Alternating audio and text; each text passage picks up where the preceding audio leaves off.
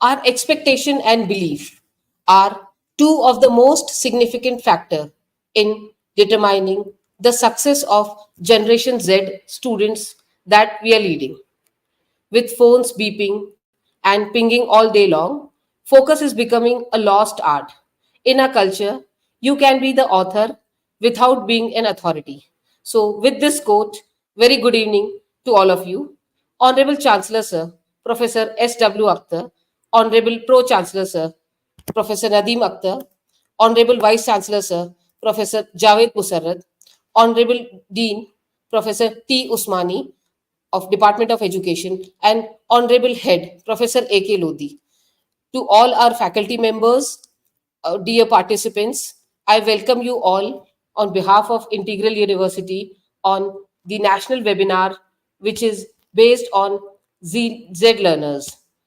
I'll not take much time in explaining what do we mean by Gen Z or the generation of these Z learners, because we have with us Professor Mohammad Asif with us, who is assistant professor from Tezpur University. So he'll be taking the expert talk on this topic. Now, I would like to welcome Professor Dr. A.K. Lodi, Head, Department of Education, to welcome our guest. Professor S.W. Akhtar, Chancellor of this University, Integral University, Professor Nadeem, Sir, Pro Chancellor of this University, Professor Javed Musarraf, Sir, Vice Chancellor of Integral University, Professor T. Usmani, Dean, Faculty of Education. We have with us our guest, Mr. Mohammad Asif, Assistant Professor, Department of Education, Tezpur University, Assam. Today we have the specific topic with reference to digital education for Gen Z learners. The objective of this webinar is a very important aspect regarding a digital platform to create a awareness of digital education, to know about different generations, to discuss about the modernization of digital education, and etc. But before we start this webinar, we will introduce some specific aspect in this regard, Gen Z. This generation comes after millennials and before Alpha, number one. The second aspect is Generation Z is the first true digital native generation. And it used the mid to late 90s as its starting birth year and the earliest 2010 to 20. It is the second generation after Generation X. And around the world, members of Generation Gen Z are spending more time on electronic device and less time reading books. With this context, it's a very important topic, digital education for Gen Z learner. So with this introduction, please forward Dr. Divya Panjwani ma'am to introduce the aspect of this particular theme, and please forward it. Thank you. Thank you very much, sir. We have with us Mr. Mohammad Asif. Currently, he is an assistant professor in Department of Education, Tezpur University, since July 2016. And he has a background in teacher education, professional development, and educational technology, with particularly emphasis on pedagogy of social sciences and school education. His career includes previous roles as an assistant professor at the Institution of Home Economics IHE, University of Delhi, and TGT in social sciences at various schools. Mr. Asif's academic contributions include publication, addressing educational challenges, and pedagogic improvements.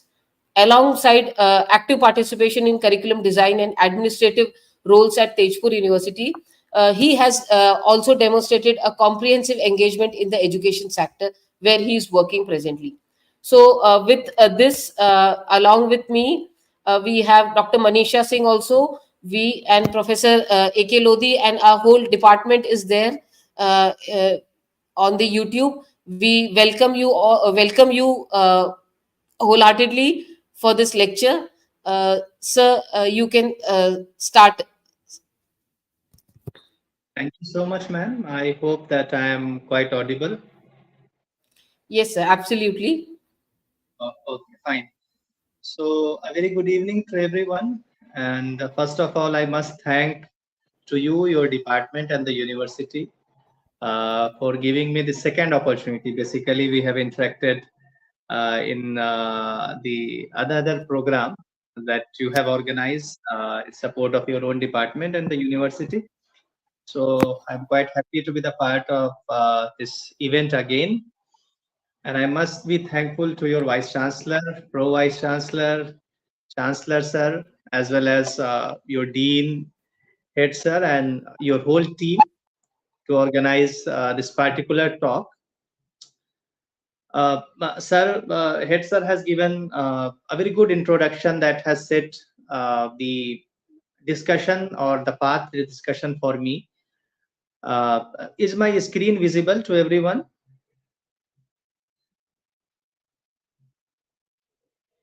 Okay, fine.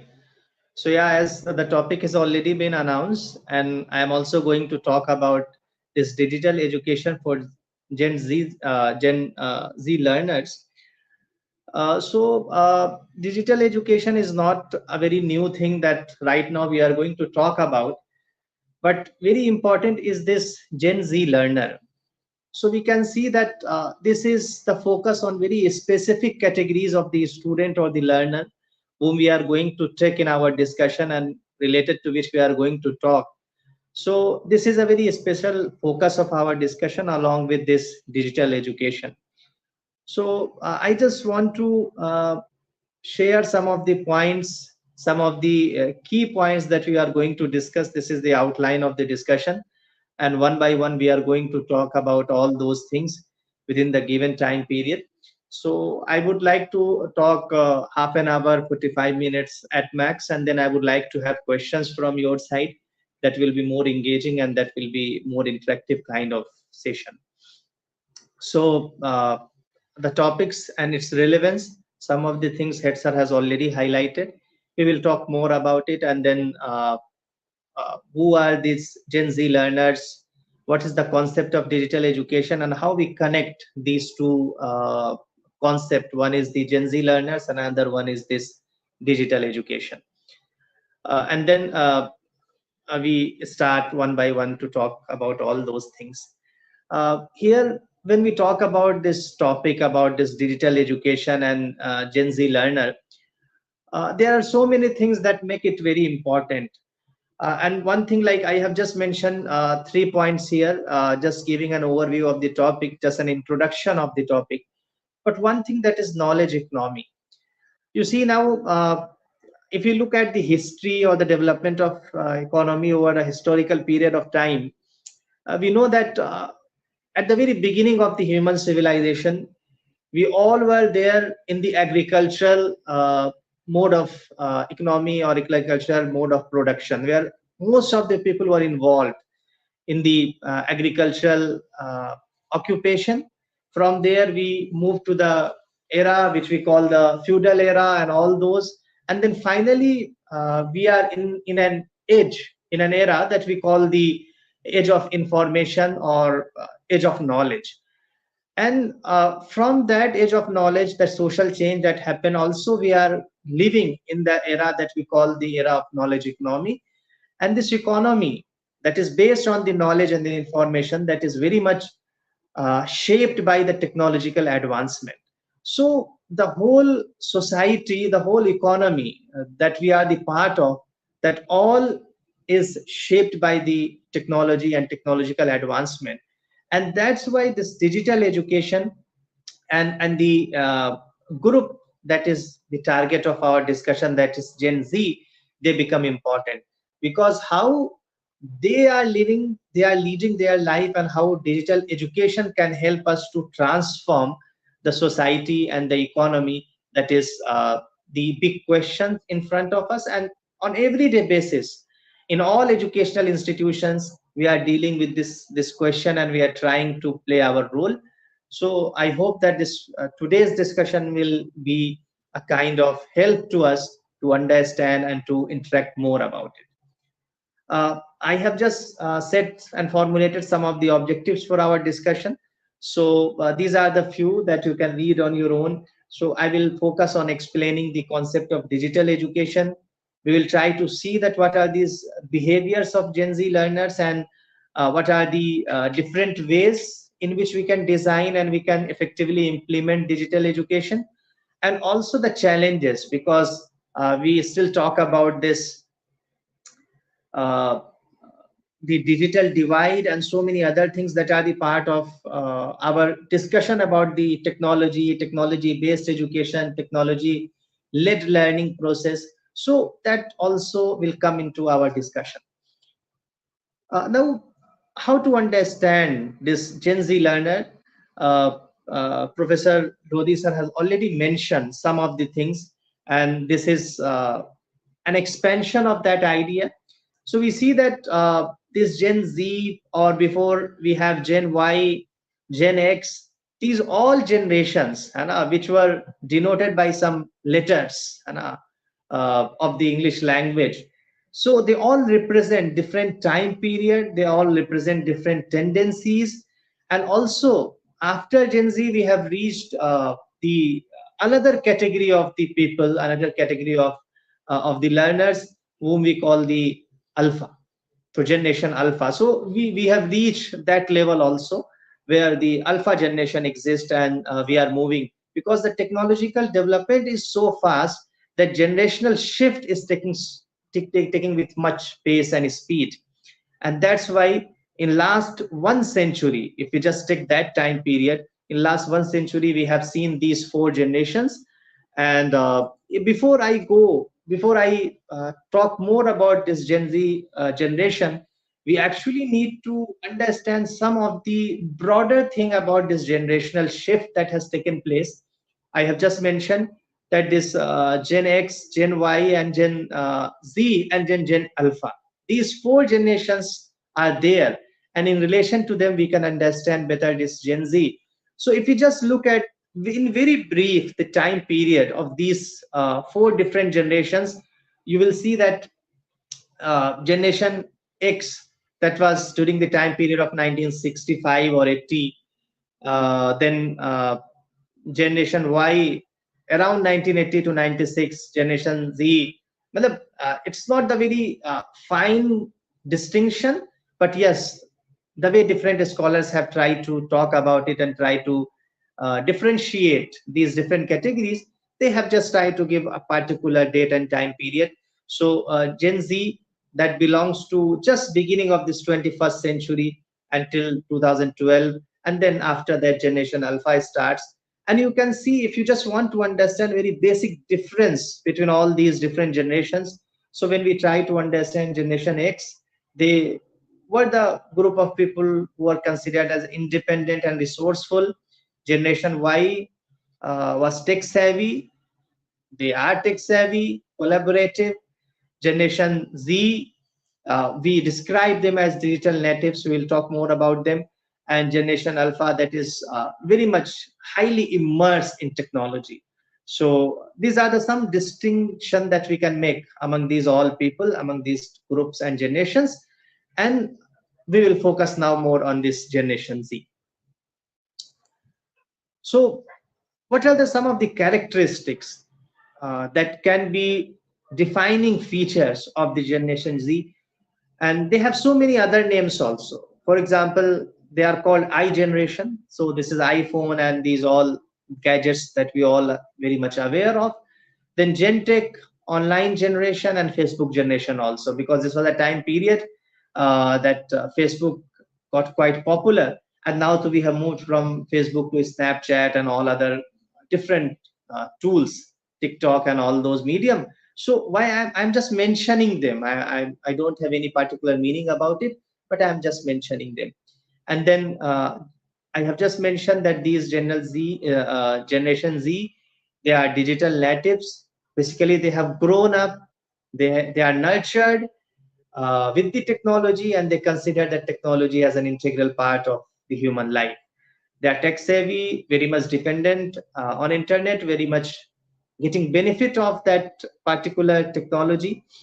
And then the another thing that's good or bad, but they are multitasker, as well as some people suggest that they have the short attention span. And perhaps that's why, for example, you see for long back, or for some time back, not long back, we had 5 days test cricket. People enjoyed it.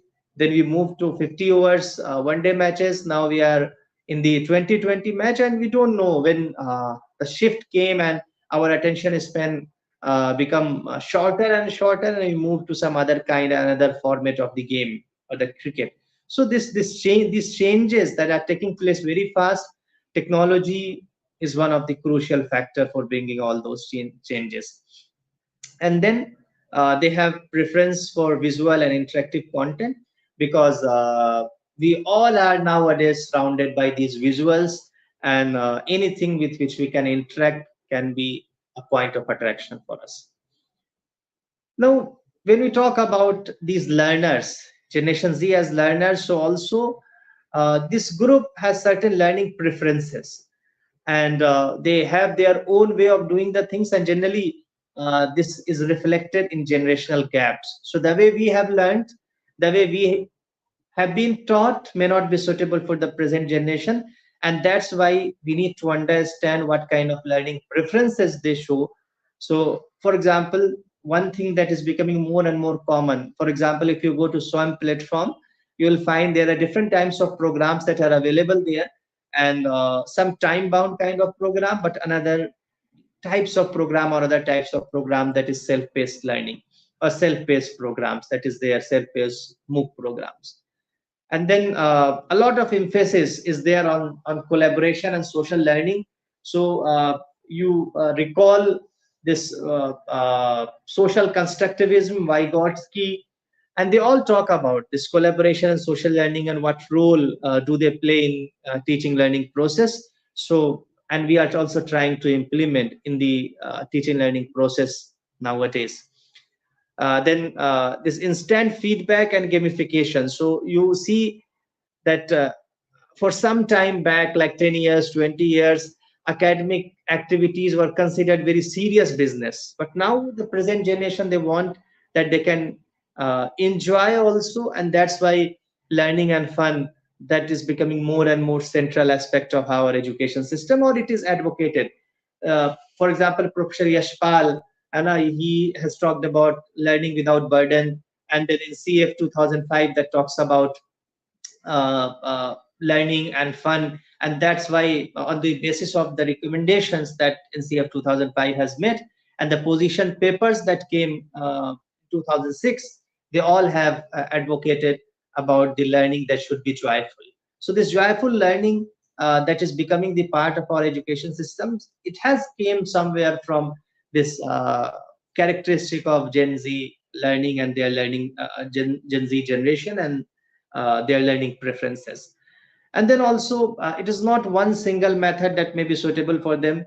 There should be a combination of learning methods, online, offline, different kind of pedagogical methods that we need to use, and then this immediate feedback and learning through visuals. These are some of the things that determine the learning preferences of Gen Z. Now, digital education. Uh, we all know it, we all practice it, we all become very like used to this kind of education system. But also, as we have, this is the central point of our topic, so just I take few minutes to explain what is the concept of digital education. So we can also call it technology enhanced learning or e-learning. They all are broadly same. So digital education, technology enhanced learning, e-learning, and it can be implemented through blended, fully online, in different ways. So we'll talk about the different modes of this digital education in next slide. And there are different type of technological tools that become the part of this digital education. So some of the tools we call mainstream, that are more in fashion, more common, we use day to day. For example, our YouTube, and we go and we watch certain videos, certain lectures. Right now we are also using one platform. And then also we have some frontier technologies, for example, very advanced ones, so AI based, and then new game based kind of technologies. So these all are the different tools that help us to achieve the goals of digital education. And there are different ways, there are different occasions, there are different systems in which we can use and make use of digital education. So for example, for the purpose of instruction and teaching, for the purpose of assessment, and even for the professional development of the teachers. So when we attend so many different programs online available, even teachers are ready and motivated to learn, because they also need to develop themselves professionally to meet the challenges and to meet the demands of the generation. So if we have to teach the evolving generation of Gen Z, we need to also keep updating ourselves through the help of the technology. So these are the some of the spaces, these are the some of the areas and the aspects in which digital education play its role in different ways and the form. Now, what can be some of the different modes of digital education? So one is that we are very well aware, that is the online education. It is fully online, synchronous, asynchronous. It can be both. It can be in both different modes. So synchronous, we know. For example, we both are together, and synchronous, that is a very common term nowadays. And then hybrid education. So nowadays we see that some of our part, some of the regular teaching, face-to-face teaching, are becoming the part of online mode of education. So that is a hybrid, where sometime we are taking the online education system for our purpose, and sometime we are using the offline mode and we are interacting face to face. So this is the hybrid. And then now the next thing, or next mode of digital education, that is blended one, and it is growing in prominence, it is growing in demand. So basically, when we introduce blended education in our traditional method of education system, it can bring huge change. Basically, I try to implement it in my classrooms. Since last 2 3 years, I'm using blended education, and in future also, if we get some time, we can talk about it in more detail. But when we have this blended education system, basically the whole purpose of classroom gets changed. So what do we do in classroom in general? I talk about it on a number of platforms. So what we do in classroom, that we go and we deliver the lecture, we try to deliver the content in the classroom. But blended education or blended learning propose something different. Basically, I can say that it is paradigm shift. So it asks that classroom should not be used for the delivery of the content. That's a very old idea, that in classroom we come and we try to share the content. So nowadays, what I have done, that I share the material, I share the content in advance to the classes, to the students, and their job is to read, their job is to study, their job is to come up with their questions in the classroom. And classroom is used for the purpose of discussion and higher order thinking skills. So we do activities there in the classroom in place of using the classroom for content delivery, because that classroom is a very useful time, and we need to do something that our students can do only with the help of teacher in the guided mode. But if you use the classroom only to deliver the content, students don't have sufficient time in the classroom to grasp everything, to question whatever they have the doubts in their mind, and also to come up with certain ideas and activities that they can do in the classroom. So this blended education as the part of digital education is becoming a very crucial factor in reshaping the classroom and the notion of the classroom. Then there are so many tools and technologies that can be used in the sector of digital education. One very well known, especially after Corona time period, that is learning management system. So we have LMS, for example, uh, uh, up to an extent, we can consider this Google Classroom as a part of learning management system, though some people not consider it effectively as the complete learning management system, but Moodle is there. Moodle is considered as the part of learning management system. And then we have interactive and collaborative tools, for example, video conferencing tools, discussion forums like Zoom, Microsoft Team, and these all, they all work for the purpose of promoting and helping us to continue our digital education. Then gamification, it's not new concept, but it's still, it is evolving. It didn't reach the level where gamification can be a complete part of our education system. But yeah, uh, it is growing field. People are coming, but still it is not that much sustainable in the field of education. So some of the names that I mentioned, perhaps you are already have certain exposure to them. And then artificial intelligence, so it is kind of fire, like everyone is talking about this artificial intelligence. And everyone who has mobile, everyone who has access to news and news channels or newspapers or news clips, whatever, they all are aware, and every time a certain new developments come, it reaches immediately, the news reaches immediately to the people. So perhaps all of us have started using one way or in another way this artificial intelligence and the technology associated with that. And it has brought opportunities, but also it has brought a lot of problems and issues in the system. So nowadays, plagiarism, that is highly discouraged in the system, is becoming a part of the system. So because everyone is getting dependent on that, people thought that machine can be a better tool to think in place of us. So the natural intelligence that we possess, we have started giving uh, precedence to artificial intelligence.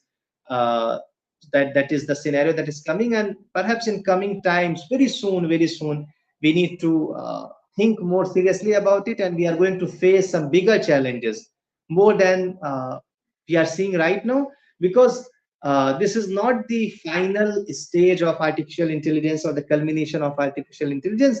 It is growing every time some new updates come, and there is a big competition that is going on among the big corporate, for example, Microsoft, Google, OpenAI, Amazon, Apple. They all are working in this field, and we don't know what kind of transformation or what kind of challenge it is going to bring. So future is very unknown, but yes, right now we are using, we can make a better use of artificial intelligence in the field of digital education.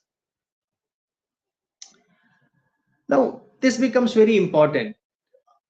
I see, and when I interact with the students or teachers, we find that access to technological tools or access to digital education is not a big issue right now. Still, though we have digital divide, but this divide is not in terms of the access. That divide in terms of the technology that, sorry, divide in terms of the quality that exists. So it is not an issue of access, though it is. In very remote area, access has also become quite crucial. They don't have proper network to connect, but yes, the large part of the scenario got changed, and from access to quality, now we are moving. And that happens because the process that we are following to implement, to design the digital education is not proper. So I highlight some of the very important aspects, very important dimensions that we need to consider when we plan about the digital education. So these 4 or 5 major points, and the very first one that I highlight the most, that is engagement strategy. So any education system, whether it is digital, offline, face to face, blended, whichever you take, if there is a no proper engagement between the learner and the teacher, between the tools and the users, that system of education may not be fruitful kind of thing. Because we learn by interacting, we learn because we are the part of the system, and we try to engage with the people. So for example, we need to have a mentor kind of relationship with the student. We need to have uh, quite connected, we need to be quite connected with the student, their learning issues, their challenges. It's not that when we just bring the technology and it will be solution for all problems, because technology, when it solves one problem, it also offers the another problem. So by being in the system, by following the process, by looking at the challenges that the students are facing, in this way we can become more engaged, and in that way we can implement the digital education. And we need to have more and more content that can be interactive. Right now I have found this example that there are many teachers who just try to share PDF and online materials to students, and they leave them for their studies. But the challenges that the students are facing in learning those material, that has to be addressed. If those challenges are not addressed, it will remain problematic, whether it is online, offline, or in whatever way we conduct our educational process.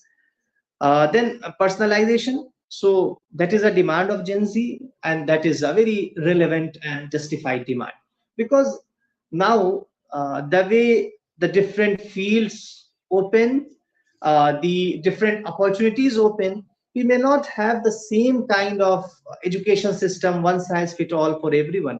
So we need to have very personalized, customized kind of learning experience for students, because we have opportunities, we can create the things for everyone, and then in that way people can be uh, people can get benefit of these technologies that are emerging, that are coming out for the public benefit.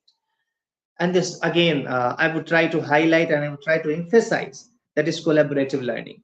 So now what you see, that in this collaborative learning, I just mentioned this theory of social constructivism.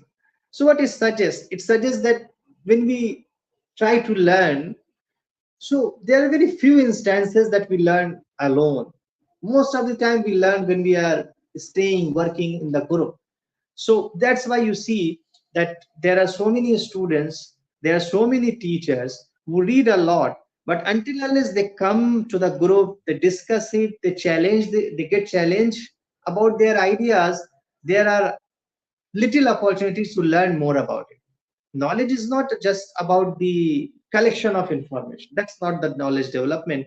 But knowledge development happens when we bring the information that we have collected from books, and then we share it with each other, we interact about it, we think creatively about it, we try to work on that with the along with the people, other members, and we try to question those things. And that's why you will see that in sciences, that we see the practice, that when they write their research paper, they try to collaborate with each other, because we read about it, that two minds are better than one mind. That very simple point highlights the value of collaboration. And in digital era, in the digital education, we have more opportunities to collaborate.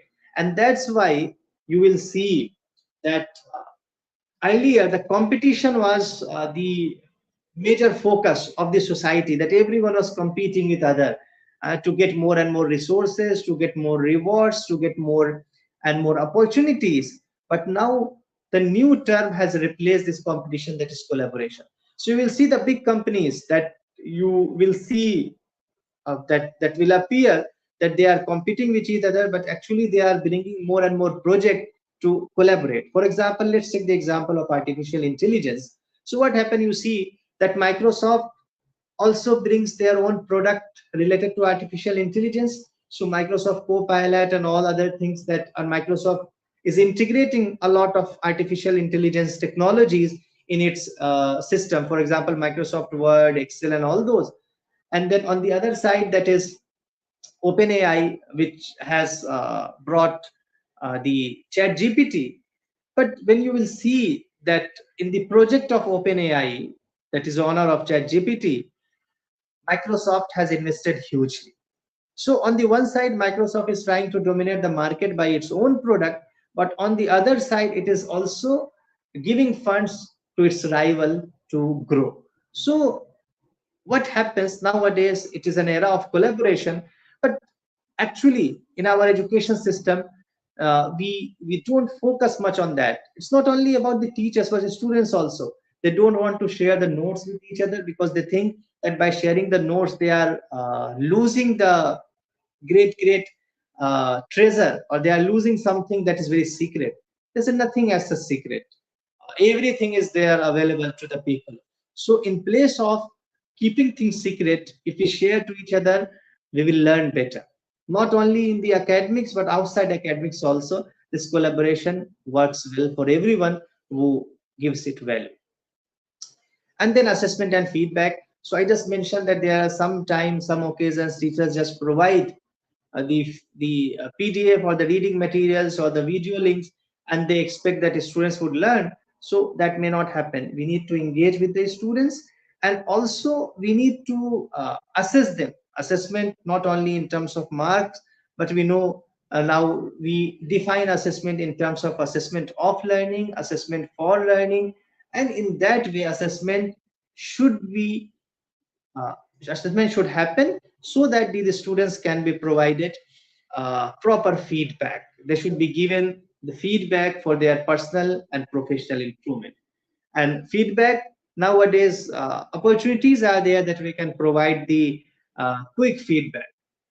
It doesn't mean that every time immediate feedback is required, but yes, some of the things we can provide it immediately, some of the things we can provide after we observe students for a certain period of time. Because uh, just for a few seconds, if we observe, few minutes, if we observe the students, we need not to be judgmental by observing students for few minutes. So that's why we also need to take some time. But yes, we have opportunities that we can share our feedback even if we are not physically present. We can ask the feedback. Like as a student, we should not be dependent all the time on teachers, that when they provide the feedback, then only we need to go and we need to accept it. We need to also reach teachers to take their feedback. We need to be proactive. We need to be active enough to ask and to meet the teachers. Then these are the certain changes that are required in the system in order to make this design, this implementation of digital education happen. So first of all, we need to focus on the development of digital curriculum. So basically, we need to understand that what competencies, what knowledge, what technologies are required for a curriculum that is suitable to digital education. So what happened? Just I have pointed it out to somewhere else also, and I think that I should talk a minute about it here also. That when we talk about the digital education, so technology is not only about a platform. For example, earlier we had or we have still the classroom where we go and we talk, we deliver the lecture. And now technology has provided us another platform, for example, Google Meet or StreamYard or any YouTube. And again, we are doing the same thing, that we are going to these platforms and we are only delivering the lecture. So if technology as a platform only provide us the same opportunity that our face-to-face classroom has provided or traditional education has provided, there's no merit about it. The merit is that we need to change ourselves, our pedagogy, our methodology according to the demand of the technology. And the demand of the technology is that we should be more experimental in nature. We should be more exploratory in nature. We should ask students to discover. We should ask students to experiment with the things, because through technology, even if you make certain mistakes, you are able to correct it very soon. You are able to correct it immediately. For example, you are writing a page and you don't like the draft, you can copy it and you can start making certain changes over there. In place of writing again it total and complete one, you just need to make certain changes, and in that way you are not uh, worried about certain mistakes that happen in course of doing any activity. So that the nature of technology should be understood, and accordingly the digital curriculum has to be prepared. Otherwise, if we use technology for those traditional purposes that we have just followed, so there's no merit in using the technology and digital education system. Then infrastructure and resources, because without that we won't be able to implement this digital education that is very revolutionary and transforming. And again, teacher training and professional development, this is very crucial. So what happens that we understand that this teacher training or professional development, it is only about, again, conducting few sessions or conducting some programs, and that is only uh, a solution to our problems or technological issues. But that's not the case. We need to again engage. We need to look at the process, that how people are responding to the content, responding to the methods followed in the digital lecture and all those things, and also what problems actually they are facing in their respective classrooms. So there is no one permanent and universal solution for everyone in the field of professional development, but we need to understand the particular challenges. For example, I got conducted one study about this need of the teachers for the professional development, and we try to see there that what are the different needs that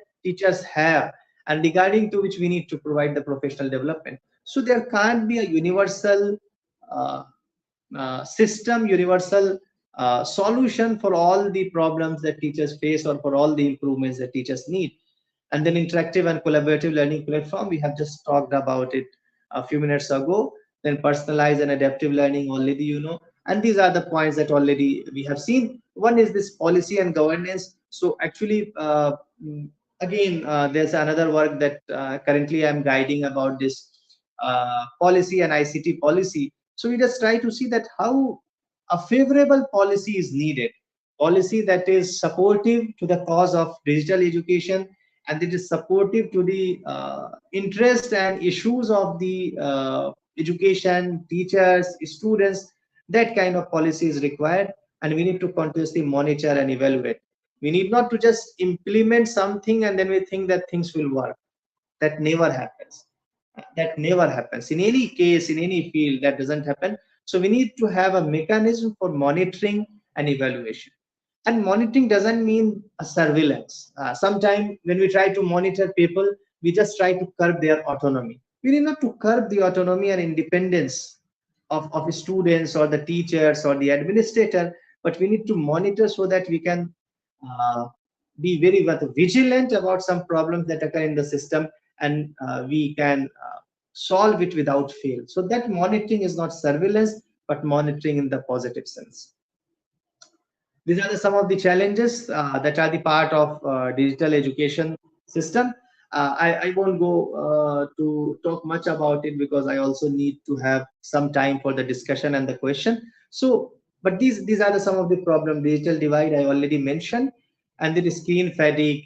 We have all experienced it during the corona, especially that when we are fully dependent on digital education. So after a certain period of time, we have started experiencing that fatigue. We have started experiencing some health issues. So how we will handle, how we will address this problem, that is a big question, because ultimately our education system should make us more healthy. And if it creates that kind of problem where we are suffering from some health issues due to excess use of technology, that will be a question. So our education should lead us to the fuller development, holistic development, and happy development, and it should not be a matter of stress. Privacy and security, you all know that how much we are unsafe in the present era, because we have everything, our whole data in the digital world, from Facebook to every other things. For example, when we go to shopping and some shopping mall or branded store, and when we buy something, they collect our phone number, and in that way every time we get some calls from them, we get some messages from them that we don't want. And even if you block them, they get another way, another number to call us. So that is the concern of privacy. And also, for example, earlier the timetable and schedule was for the Department of Education or any other department, that is from for example 9 to 5. But now even the evening, even the morning, anytime we receive certain mail, WhatsApp messages, and that we don't have any private time, every time becomes an official time. So these all are the concerns. And I'm not saying that I'm just trying to project it as a problem only, but I'm just trying to showcase that we need to handle it with much patience, and we need to handle it with much sincerity. Otherwise, it can be a big problem, because anyhow, we humans, we have so many responsibilities, we have so many things that we have to do. And then how this matter of privacy and security can be handled, that is again a question. Perhaps our next generation, be it students who are here, they will think well about it when they will be the teacher, and still they may think. And then enhancing digital literacy. So we know that just the implementation of the technology or use of the technology may not make us very much literate about the technology, because we also need to understand the learning theory is to understand the digital world. So if you don't know what are the psychological principles, what are the sociological uh, concepts that help us to understand the educational processes, if you don't understand them, so whatever we will make a use of technology, that may not be fruitful. Because the fundamental concepts are there, and we need to use technology in accordance to those fundamental principles. Without them, technological use will be a misuse. Then future of digital education for Gen Z. So a lot of new technologies are coming. AI, a buzzword to everyone, and it its future, its evolution, its destination is not known by anyone. So we don't know in which direction it will move. Uh, so we have to wait, and we have to accommodate the technology. We have to incorporate the technology in our system, and we have to work with it. Then there are some trends. For example, I mentioned about this mental health, well-being, then greater integration of this AR, VR in the curriculum, then continuous adaptation, because technology is evolving, and we cannot be content enough not to update ourselves, because every day some new technology, some new tools that are in the market for the public consumption. But we need to also not be in hurry, because we need to focus on one tool, we need to learn completely, and then we need to move. We should not create a bouquet of the technological tools just for the sake of having more and more with us. We should uh, first of all take one, understand one, implement one, and then accordingly we move. So the process should be like gradual, but yeah, it should be a transformative, and there should be a continuous engagement with the technology. And then again, this term collaborative and then personalized learning come back. But yeah, they are quite important, and they need to re-emphasize again and again. So these are the major points that I thought to share with you. And whatever I have told, the most important is that whatever you will ask me after I just conclude. And these are the some of the concluding points. So we have just tried to understand that how digital technology can be a point of comfort, can be a point of learning for Gen Z. We need to align it with their need and interest. And then also the way digital education provides different ways of learning, different modes of learning, so it provides huge possibilities. Like we can't just note it down and we can say that these are the only limited opportunities. We have huge opportunities in the field of education with the help of digital education and digital technologies. So we need to go ahead and we need to work for that. And then also we can say it is a future oriented education, because technology making us close to the future. And because changes are so fast, and whatever we have thought that the things won't get changed so fast is now a reality. So what we think that will happen tomorrow is happening today. And that's why we need to also make our education system more and more future oriented. And preparation for the future is very important. And we need to continuously adapt, we need to continuously improve ourselves. So these are the few points that I thought to share with you. Again, at the end, I'm very thankful to the Integral University, Divya ma'am, and everyone in the department and the university who has given me this opportunity. Thank you so much. I would wait for your questions. Thank you.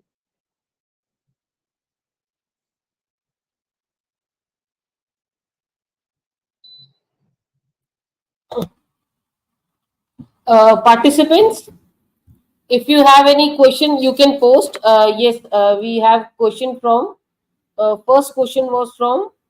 I'm just sharing it on the screen from Rahat Parveen. Rahat Parveen is a research scholar. I'll not say research scholar. She has already given her pre-PhD presentation. So her question is, sir, how teachers' attitude affect inclusion of digital technology in teaching learning process?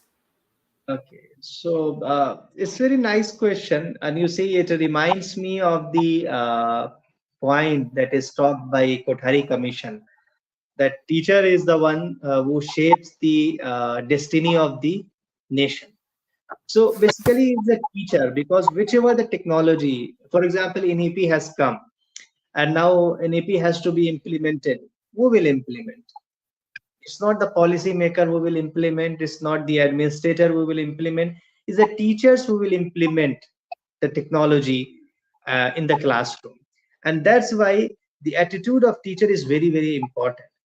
Without the teacher, because anyhow, even if we consider that the any way, if we consider that our education system have more and more weightage to the student, and we talk about the child centered and student centered learning, whatever the term that we talk and we believe, without teacher we can't imagine a system.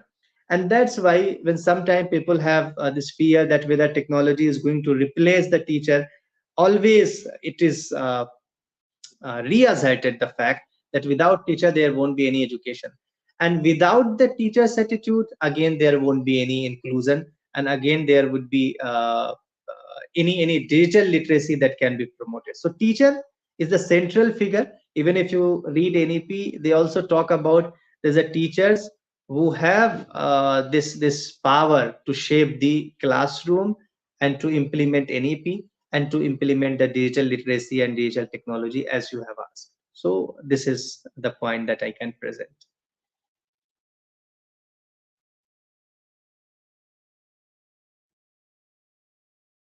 Divya ma'am, you are not audible. You are on mute. Divya ma'am, you are on mute perhaps.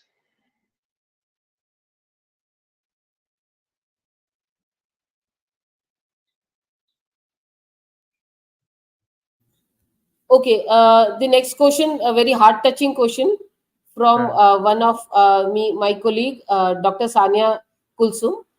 You can see the question. Use of AI and technology has raised heightened concern about over-reliance, ethical and pedagogical implications, which actually we are facing daily. What precautions need to be taken by the educators? See, the first of all, the thing that you are facing is the same thing that also we are facing. Like perhaps this is the issue that has spread across the country, across the nation and the world, and the this technology or this use of, for example, AI or Chat GPT, I feel that this has come up, and students or teachers, even who are over relying on this technology, they are actually forgetting that if we don't use our natural intelligence and if we rely on the artificial intelligence, slowly and gradually we won't have that thinking capacity that is required in our profession. And then anytime, for example, uh, if we just take the example of the future, and you just imagine that if as a teacher we are only able to deliver the content through memory, so there won't be any problem in the mind of authority to replace us by providing a robot in the classroom, and they would be able to deliver some of the content. So first of all, we need to think for the long term, and we need to know that in this race between the artificial intelligence and the natural intelligence, only the natural intelligence that will survive better, because as a human still which is feeding the artificial intelligence. So if it goes reverse, where human mind is being fed by the artificial intelligence, that is decline. So for our own understanding, we need to make ourselves realize that how much the situation will be problematic if we, for very long period of time, start being reliant on artificial intelligence. It is very much suicidal for our professional career, for our personal career also as a teacher. And as a student, for example, it become very easy for them, and whatever the assignment that we give, and they can copy it and they can create for it. But what I have tried, for example, a student submit any material, and we find that it is very well written, very well explained. So I just open any page from there and I just ask them few questions. At the moment they are not able to answer those questions, it becomes very evident that material is not written by them.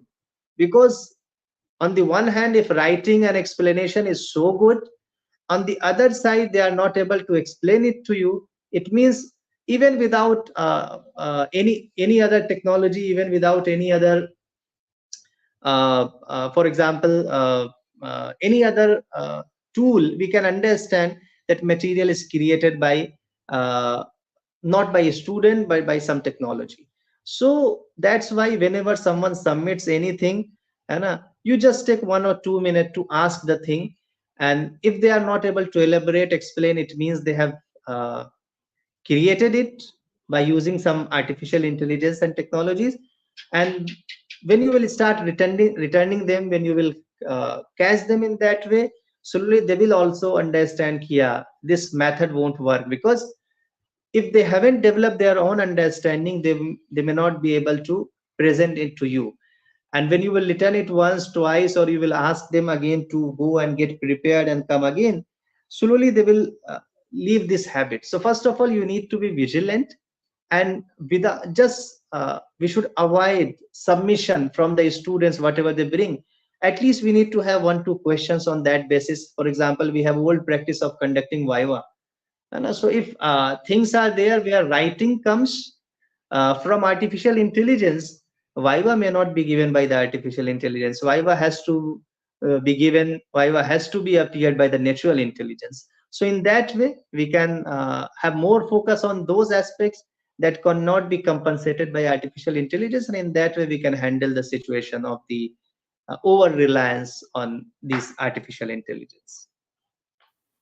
Yes, very well said. Because we all know that we are all in same boat, and that's what we used to tell our students also. Those who will be becoming teacher in few days, like our second year, final year students, we used to say this thing very often that very soon you'll be on this side of table, then you'll realize how you are misusing the technology.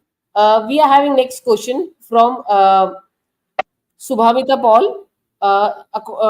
The question is, what's your opinion whether internet still not working, as well as other part of India, how students that take part in the technology integration, Okay, how yeah, they'll that take part is of that area? okay. That is very valid question, and this question comes often when we talk about the technology, technological integration, technological use. I would just, in place of giving any theoretical point or discussion, I would just try to give one example that I have followed. And why? Because I faced the same challenge, and when as a teacher I had to deal with that, I tried to experiment certain things, and that worked for me. Very basic thing. So when Corona has come and it impacted the face-to-face education system, we shifted towards online. And whenever we tried to conduct the online session, half of the students or majority of the students had the same problem, that they were not able to attend, they were not able to hear us, they were not able to understand, or when they speak, we are not able to get them properly. So how to handle it? It was a matter of everyday class. So what I did, and that we know that most of us, I'm not saying 100% because I also met some students who didn't have this experience, but most of us have the Facebook account. And when we teach B.Ed students or master students, they all are at the age where they can have their Facebook account. So what I did that I started taking my class on Facebook. So Facebook also have certain groups, like you can create Facebook page, you can create the Facebook group. So I created a Facebook group. I enrolled, I made my students member over there, and what I did that I try to conduct sessions over there. So now there were certain benefits. One thing that when we conducted our sessions on Zoom or Google Meet or Microsoft on Cisco, so at that point of time, at the end of the session, we were required to provide them the video recording. Now it was impossible for a students to store 5 6 classes every day in their mobile, because their space was not available after certain days. But when we had it on Facebook, Facebook keeps the record automatically, and it saves the video automatically without any problem. And that's why students could go even after the class, even if they didn't have the internet at that point of time, when I am taking the lecture, but they can go according to their own available period of time. The second thing that this connect with the Facebook was much more than in comparison to any other tool. For example, Zoom, that was not well known to the students. That is not even well known to the very remote area of the student, but Facebook is very well known. So I did not to introduce this platform to the students, that what is Facebook, how to use. They all know, because everyone was consuming video over Facebook much before Corona has come. So even in the very remote area where people don't know much about technology, they know about the Facebook, and that's why I use it. And second thing, that Facebook also offered me the opportunity to organize these lectures according to different sessions. So I was able to. This is the feature, social learning setup. Something is called. That time I did it long 4 years back, so I may forget some of the exact name. But social learning something setup was there in setting. I made it, and according to the day, I was able to arrange all my sessions. So whatever session I have taken according to different themes, I was able to arrange it. So whenever students go on Facebook, it was not that the chronologically everything was coming on their way and they had to watch. They were knowing which folder they have to go, which particular video they have to watch. And also, the last thing about the interaction, so students who had some problem about the internet, or they won't be able to speak, they could write their message in the chat box kind of thing. So they write their message, and I was able to see, and I was able to address those questions and the concerns, even if they were not able to hear it due to lack of the network. They could see that video later on, they could download it also in different ways. So in that way, Facebook helped me a lot. And I'm not, there are so many other ways also, but that will be quite theoretical. Again, you will ask what will happen in that situation. That's why I'm not going what experts has suggested. I'm telling what I did during that time, and that I found that was better than any other medium of technology that we have used, whether it's a Google Meet or Zoom or any other one. So it worked very well. So I think this may give you one idea about the situation in which you are, because I can't imagine the exact situation in which you are, and that's why I may not be able to prescribe immediately that how to handle. But this was the my case. From my case, you can extract what will be suitable for you. Thank you, sir. Very nicely you have explained the answer for this question. This very much similar question is being also asked by Zaid Ahmed student. So Zaid, I think you have got answer for your question also. We are taking the last question, which is from principal ma'am of Gandhi Shikshan. Um, the question is, keeping students of Gen Z motivated is a challenging nowadays. How to keep them motivated?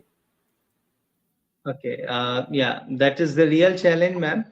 And the point is that again, like there are different occasions or spaces where students are not motivated. For example, one challenge is that when we go to classroom, and when we make a classroom as a place to deliver the lecture, that is a point of concern for me also.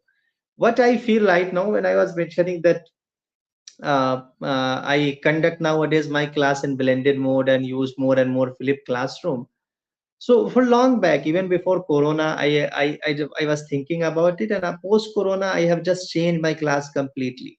So what I did, I don't use classroom for delivery of the lecture, not at all. What happens, because when students get the material from some other sources, for example, what I am teaching right now, for example, I am talking about digital education. When students can get hundred of materials on digital education, they will be less interested in following me in my classroom when I will talk about it, because they know outside the class also they can get it. So the classroom should not be a place for just for information sharing, but classroom should be a place for activity. And when we conduct activity, I find that most of the students remain interested, because they have something to do in their hands. When we have to just listen to the people, that become quite challenging. Even for example, when we go to some professional development program, and after a few minutes we start getting bored, because what, even though I am not trying to say anything negative about anyone, but my point is that what happens, that what resource person or experts say, they say there may not be all the points that are applicable to everyone. And that's why the moment that situation comes, when something is not related to me, I will be surely not motivated enough to listen to the person, because I may know about it already, or I have other ways to know about it after the class also, or outside the class also. So classroom should be not be a place for 1 hour lecture, 15 minutes, 20 minutes, where we can have explanation of those concepts that students may find difficult, and then on that basis we need to make students engage in certain activities. Now it will take time. I'm not saying that it is very easy to make certain activities that can be quite interesting, but yes, it can be done. So we need not to over rely on just lecturing. We need to rely more on providing the material, or encouraging students to read about the things before the class, and they should come to the classroom for the questions, for activities, for discussion, for higher order thinking. In that way, this is a one space where students remain demotivated because of the reasons I mentioned. And I think that if we make a change in our teaching learning, in our this lecture delivery pattern, we will be able to motivate our students. So perhaps we need to take very sincerely this idea of flipped classroom, blended learning, and we need to implement its principles, their strategies into our classroom. I find they can be quite useful. I found it useful for my classroom. Uh, Thank you very much, Asif sir. If you permit, one last question is there. He is a professor from Computer Application Department. If you Okay. permit, Yeah, because no, no. it's very lucky to ask question from Dr. Asif, because we have met twice, and in a group of 20, we were 20 participants where we have met. So he was the one who used to ask maximum question. So I always feel lucky and privileged to ask him questions. So, sir, last question is from Professor Vishal Agrawal. He's a professor at university. He's asking, how can I support diversity in an online environment? Thank you, ma'am, and I must thank sir that he has taken so much keen interest in participating and asking this question. I must be thankful. Uh, Again, I will take one example that I have implemented, and it is very much related to social science pedagogy. So, what happened that when students go to internship, so the way we have designed our social science lesson plan, what do we do? That we ask students when they go to the school, they need to first of all spend some time in the classroom to identify different groups of students. For example, not the very first day people will come and students will come and they will tell ki, I am slow learner, I am very bright students, or my social or economic condition is like this. or I belong to marginalized community. No one comes and tell about themselves these all these things. But so we need to spend some time. For example, and also this diversity not only in terms of the social or economic condition, diversity we need to see also in terms of the learning levels. So for example, some students who may be poor because of their past experiences, some of them may be poor because of their uh, lack of attention given by teachers to them. So the diversity can be in terms of the social categorization, diversity can be in terms of the learning levels also. So first of all we need to identify, and the second thing that what we can do, we can use this collaborative learning and group learning very much. The way we make in our B.Ed also, in our different programs also, once we identify students, we need to create the mixed kind of group. In place of creating a homogeneous kind of group, we need to create the mixed kind of group. So some bright students are there in the group, some slow learner or some below average learner should be in the group. And then in place of uh, like that, then we should monitor the working of this group. For example, the way we make the group, and after that we need to continuously interact that how each member of the group is doing and where comes the problem. So we need to create a support system in the classroom. It's not the one person who can handle the responsibility of everyone. As a teacher also, it is practically impossible that I can handle the issues of all 50 students in my classroom in terms of the social problems, in terms of the learning level problems. But practically, if we have groups and we create in that way a support system in the classroom after identifying the challenges that students face and creating group accordingly, we would be able to handle this issue of diversity in the classroom. So we need to create that learning environment. So that's why we say it's not only the learning, it's not only the teaching that is important, but also it is the environment that we create, the supportive environment. So you'll see, for example, that we call organizational culture. There's a concept of organizational culture. So what happens that all big universities, institutions, they are not very prominent or big because people are there to work harder, but people are there because they have a culture, and everyone who become the part of that culture uh, gets motivated enough to work. So we need to have a special focus on creating the learning environment and creating the group support for everyone, and we need to monitor those specific groups that we can have, and we can make these groups as a point of interaction for ourselves. In that way we can do like, this is the way I do.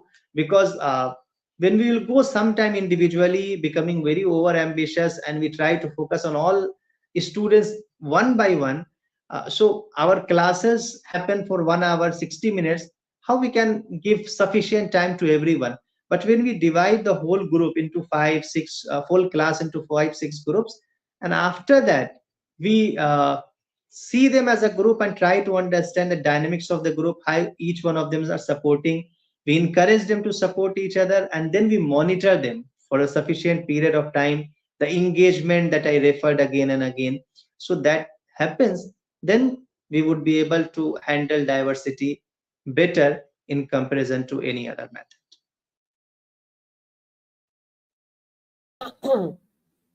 Very well said, sir. Thank you very much for your giving a very justified answer to each and every participant whosoever have asked the questions.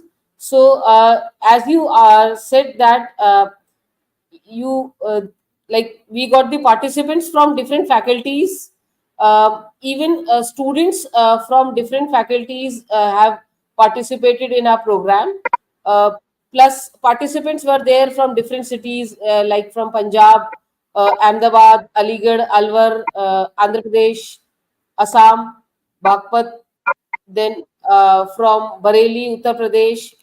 Then from Bihar, we got many participants from Chennai, from Delhi, Jharkhand, Diora, UP, Gandhidham, Ghaziabad, Gorakhpur, Gujarat, then Haryana, Jaipur, Jammu and Kashmir, from Jamshedpur, from Jharkhand, from Maharashtra, we have many participants from Kanpur, Kerala, from Nagaland, and like out of 350 participants, half were there from integral, but rest of them are from different cities of the country. So we have got the very diverse group, which it's not like that all were there from the teacher education background.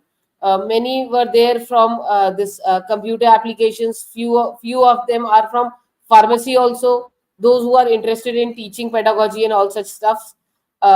So this way we have got a very diverse group for this session, and I hope they have got the insights for, because Gen Z, whenever we talk about Generation Z, whatever we say, okay, they are whatever we are saying, because we are just quite above that generation, but still we are very much attracted to that generation, because they are the youth, and the current generation, we hardly have any expectation from them. So from our inner soul we are having lots of expectation from this generation, and we are attracted also. So I felt that uh, everyone must be attracted to this topic, and that's why we got a registration from many different places, like from Tamil Nadu also, and Hyderabad. This way, we got from variety of places, Uttarakhand. So it was a great session, sir. And I was just checking your concluding slide. Uh, what I'll say about that slide, I'm just reading few points of that. Alignment with Gen Z preferences, diverse learning modes. Third point was utilization of advanced technologies. Uh, Fourth was addressing challenges. Fifth was future oriented education. And the last one was continuous adaptation and improvement. So what I feel this is not a conclusion. I think this is a beginning. Each and every point can have a very one can do a very deep research in each and every of these points. So I'll say it's not a conclusion, it's a beginning. And really we had a great time with you in this session, and you can see the chat in the chat, how our participants, they are thanking you for the session throughout. Thank you, ma'am. And as you have mentioned about the number of participants and the different geographical location that they have represented, so basically, what Professor Sir from Computer Science was asking about diversity, you have very well handled the diversity. So many students from so Yeah. many countries. So you Yes, are and quite, as you said about flipped classroom, we will yeah. try to connect you for that very soon in our next program, which will be related with flipped classroom. So, to the participants also, we'll be soon bringing him back online only, sir. Thank And maybe in future, if you plan to come to Lucknow, as you said, you have visited Lucknow, na, several times.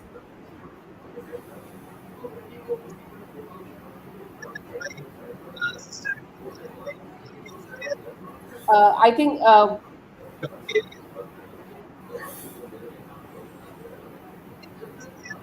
sir, we can't hear you. Some, I think, voice problem is there. Hmm.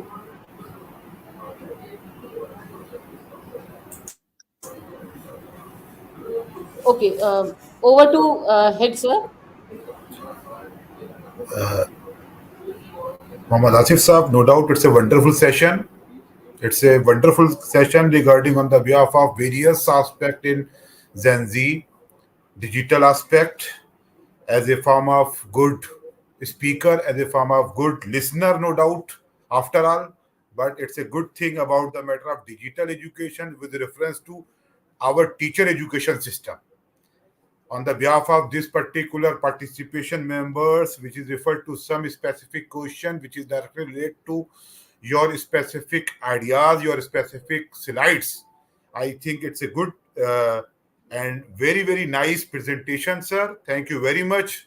Mohammad Asif Saab and our colleagues, thank you very much once again.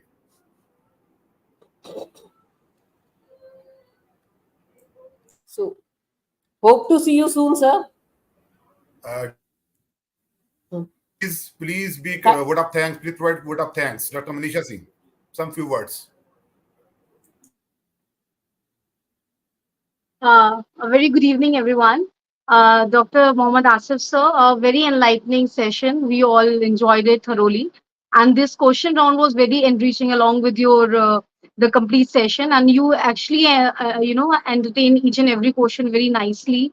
And even the question answer session was, very enriching for every one of us. Thank you so much from every one of faculty of education, every student and every teacher, and from complete Integral University.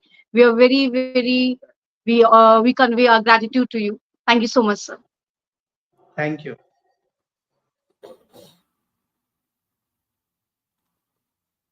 Thank you. Okay, thank you, ma'am. yes, sir.